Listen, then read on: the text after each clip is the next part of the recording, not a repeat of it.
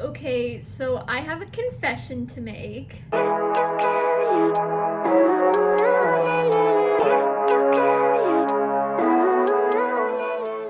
So cheesy. That's like the Disney Channel trope that's like, he's right behind me, isn't he? Hi friends, my name is Rue, and before that trend started on TikTok where it was like, we listen and we don't judge, I wanted to do a video about like confessions of a dancer. And honestly, I was kind of thinking about doing like a part 2, but confessions of a dance teacher. I think that would be kind of fun. But yeah, so basically I'm gonna tell you some secrets that I have kept close to my heart for all of these years. We've got some unpopular opinions and some things that I probably shouldn't admit on the internet.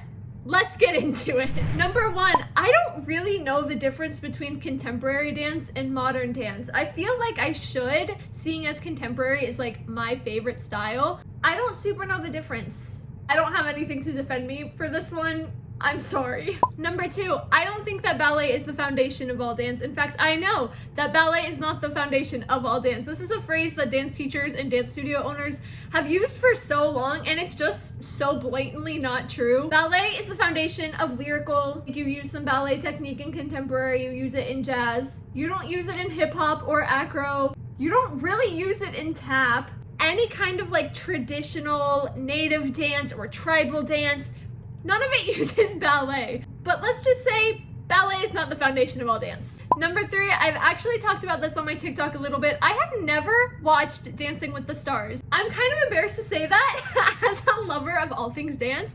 I've never watched Dancing with the Stars. I've seen some clips of some dances online. I have no idea what happens on Dancing with the Stars. Oh god, I just read number 4. I'm gonna get canceled. They're gonna kill me. Number 4, I don't really love Molly Long choreography. Molly Long as a choreographer is kind of controversial. I feel like a lot of people have pretty strong opinions about her. Me personally, I think a lot of the dances that she has put on stage are wildly inappropriate for the ages that she's choreographing for. But even like apart from that, I don't love her choreography. I'm just so scared of that. This is Editing Rue. I just wanted to let you know that I changed my mind on this one. I was wrong. I found a solo that Molly Long did for Grace in French, and I'm obsessed with it. And also I found out that there were a couple Dance Moms dances that Molly Long did, and I like those. I was wrong, okay? I'm sorry. I just realized I have 2 on here that are like kind of the same. Rats! Hang on. Number 5, I think that TikTok has actually made dance so much more accessible, and I know a lot of dance teachers don't really like TikTok because then people come in and they're like, yeah, I'm a dancer, but all they know is TikTok dances. But like, we've never had a social media platform where dance has gone viral the way that TikTok has. Like, TikTok has been a huge help to the dance community, whether it be from the TikTok dances or from the fact that like UDA has gone crazy viral. TikTok is putting so many eyes on the dance world, and that's something we've never had before, and I think we should be a little more grateful for it. Number 6, technique isn't everything. Now, am I saying that's not important? No. Am I saying that you don't need technique to be a professional dancer? Absolutely not. I'm saying that technique isn't everything. My favorite part of dance is the storytelling aspect and the emotion that you can evoke with just simple movements. And I feel like dance competitions have put all of the focus on technique and none of the artistry, but I think I think they're even. Like, I think they deserve equal attention, if that makes sense. Number 7, I hate male dance costumes. I hate them, I hate them, I hate them. I've done a couple videos on TikTok where I like design a feminine dance costume and make it into a masculine dance costume because I think that's something that we are so sorely lacking. Color Guard, I think, is really good about dressing masculine dancers the same as feminine dancers. They don't skip out on the rhinestones, they don't skip out on the style. I'll put some pictures up of one of my favorite companies that does primarily Color Guard costumes, but I just think they have a really good balance of like taking something super feminine and making it something a little bit more edgy or a little bit more boyish or a little bit more masculine. I'm so passionate about this one. There have been so many times where I'm looking for a dance costume for my male dancers and I just can't find anything except for like a sparkly t-shirt. Number 8, I don't think that acro tricks at dance competitions are the enemy. This is another one that I know that people are gonna be really heated about. I literally just watched a TikTok this morning about how people have really strong opinions on acro for some reason, and most people like hate it, like despise it, want it to die. I feel like acro shows so much strength and flexibility, and I feel like you can showcase your technique in acro moves and tricks. This video that I was watching earlier was talking about UDA Nationals specifically because like these teams have incredible artistry, they have the emotion, and they also have really cool tricks. Like these things can work together. People just act like dance competitions only focus on the acro moves, and they don't. I don't see an issue with showing off the tricks that you learned in class. Like clearly you worked your little booty off to be able to do like a front aerial. Why would we just take that out? This one is more like a secret that I've never told anybody. Number 9, I wear underwear under all of my leotards and dance costumes. And if you're not a dancer, you're probably like, yeah, I would hope you do, but like, that's not a thing in dance. Listen, it's because like the underwear makes lines and stuff in your dance costumes, but you can get seamless underwear and you can. Okay, I don't want this video to get like creepy. I was gonna tell you about like my underwear recommendations, but that feels like too much. Number 10, one time I bought point shoes from a thrift store because I wanted to see what it would be like to go on point. But I was always curious. I always just wanted to know. And these were like, they weren't dead point shoes. They were new and they hadn't even had like ribbons sewn into them or anything. They weren't my size. They didn't fit. They didn't work. But now I know what it feels like to go up on your toes and point. I don't recommend this.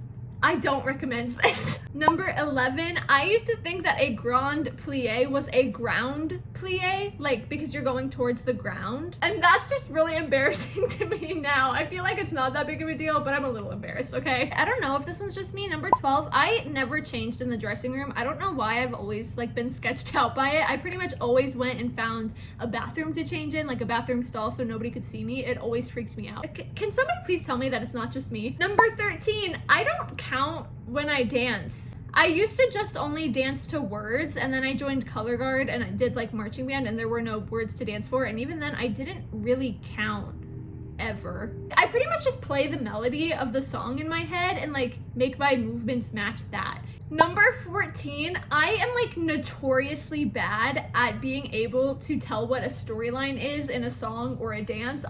My roommate makes fun of me all the time because like we'll be listening to a song and I'll be like, oh my god, I love this song, and he'll start talking about what the song is about and I'm like, wait, what? I'm just really bad at analyzing lyrics and like seeing what a storyline is in a dance. Number 15, I think that every single child should have access to some kind of a dance class or a music class. Obviously, money is an issue. Dance is so freaking expensive.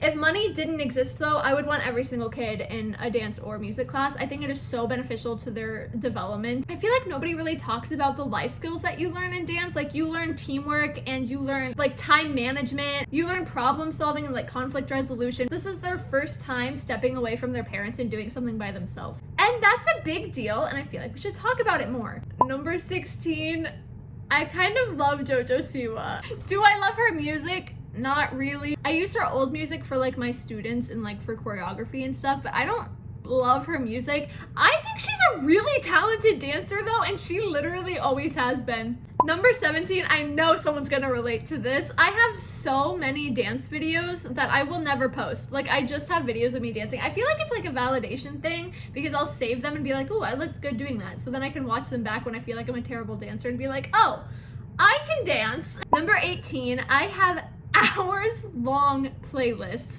that are just full of songs that I want to choreograph to that I probably will never get to because there are that many songs on these playlists. I have one for lyrical and contemporary for teens, and I have one for lyrical and contemporary for kids, and I have one for jazz and hip hop for teens, and I have one for jazz and hip hop for kids, and I have one for tap, and I have another one for hip hop. Number 19, you don't have to be a successful competition dancer or even do competition dance to eventually get a career in dance. There is not a casting agent in the world that is going to ask you what you placed at Star Power in 2018 and be disappointed in you if you said gold. You cannot tell me that Beyonce rejected a backup dancer because she didn't get first place at Believe Dance Competition 10 years ago. You know what I mean? This does lead me to number 20, which is I think that dance competitions are really, really beneficial to your development as a dancer. It's an amazing performance opportunity. I mean, you're getting up on stage and dancing in front of people that you've never met before, and that is a really scary thing to do. Plus, you're getting critiques from people who don't usually work with you, and I think that's always really helpful because you're getting like a fresh set of eyes on your dance. Okay, you know that cliche where it's like girls always say, I can't, I have dance.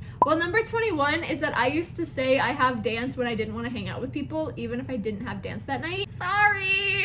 I was a very, very anxious child. I did not like hanging out with people outside of like school and dance. So as far as my friends at the time knew, I was busy. I almost said 2022. What? Number 22. This is okay.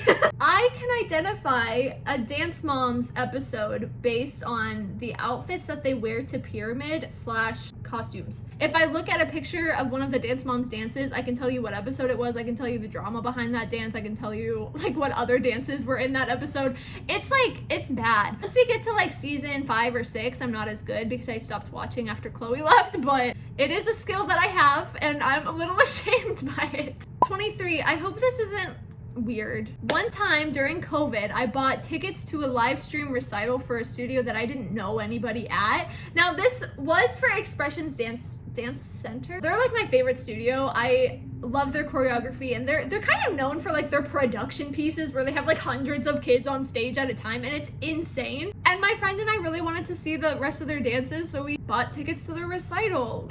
It was really good. Number 24. Oh God. I used to hope that I would get injured so that I didn't have to go to practice. Now, at the time, I was in a really, really toxic and abusive group. So not to defend myself, but like I kind of understand. Number 25. This is going to make me look like a terrible person, but please believe me when I say that I was a child, okay? I was a child. I used to cry after every single performance so that people would tell me that I did well. I was always looking for validation of any kind when I was younger, and honestly, it is still something that I'm talking about in therapy today. Even if the dance like went fine, I would be crying so that somebody would tell me that I did well. That's actually kind of sad now that I'm thinking about it. Okay, I know that video was kind of short, but I hope you enjoyed some of the like secrets and confessions that I told you. You are now legally obligated to tell me something embarrassing about your dance career in the comments. I don't want to feel like the only crazy one here. This is a two-way relationship. Okay, you have to tell me something now. Make sure you like this video if you enjoyed it and subscribe if you love all things dance related. You can follow me on Instagram at Sydney Rue with 3 O's or on TikTok at Sydney Rue with 2 O's like it is on my YouTube. I am so grateful and so excited for every video I get to post for you guys. So I hope you enjoy and I also hope you have a really good day. I'll see you when I see you. Bye.